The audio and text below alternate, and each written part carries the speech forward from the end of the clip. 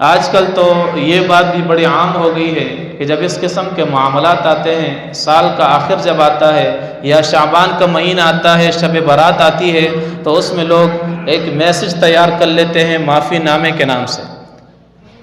کہ اب تک جو بھی زندگی گزری ہے، شاید مجھ سے کوئی غلطیاں ہوئی ہوں، میں آپ سے معافی چاہتا ہوں، اور یہ ہے وہ ہے، اس قسم کا ایک میسج لوگ تیار کر لیتے ہیں۔ سوشل میڈیا پہ بڑے زور و شور سے وہ چلتا رہتا ہے، فیس بک پر اور اسی طرح واٹس ایپ پر بھی لوگ ایک دوسرے کو بھیجتے ہیں، سال کا آخر ہے بھائی، مجھ سے غلطیاں ہوئی ہیں، یہ ہوئی ہے، وہ ہوئی ہے۔ تو اس قسم کا جو میسج ہوتا ہے یہ صرف رسم کے طور پر ہوتا ہے، حقیقی معافی نامہ نہیں ہوتی۔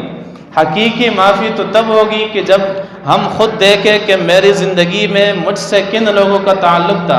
اور ان لوگوں کا میرے ذمے کیا کیا حقوق واجب ہے، کیا کیا حقوق باقی ہے، میرے بیوی بچے ہیں، میرے والدین ہیں، میرے رشتہ دار ہیں، کن کن کو میں نے ناراض کیا ہے، سب سے پہلے ان سے جا کر معافی مانگے، وہ ناراضگی ختم کرے، تبھی معافی نامہ صحیح طریقے سے ہوگی۔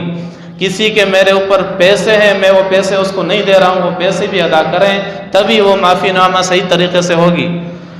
اور اسی طرح کوئی مجھ سے ناراض ہے، کسی کا دل میں نے دکھایا ہے، تو یہ سارے معاملات ہمیں کرنے ہوں گے ایک ایک بندے کے ساتھ، جس کے ساتھ ہمارا تعلق ہے اس کے ساتھ فرداً جا کر وہ معاملہ ان کے ساتھ رکھنا ہوگا کہ آپ کے ساتھ میرا پیسوں کا تعلق تھا، پیسوں کا معاملہ تھا، یا کوئی ناراضگی آئی تھی، سال کا آخر ہے، پتہ نہیں زندگی میں اگلے سال ہم پھر ملیں گے یا نہیں، تو یہ معاملات اس طریقے سے معافی نامے ہونی چاہیے، صرف میسج کے ذریعے معافی نامہ نہیں۔ ہاں، اگر کوئی بندہ ایسا ہے کہ جس سے آپ سے ملاقات نہیں ہو سکتی، دور ہے، دوسرے شہر میں ہے، دوسرے ملک میں ہے، اس کے لیے پھر ضرورت پڑتی ہے میسج وغیرہ لکھنے کی، تو وہ الگ بات ہے۔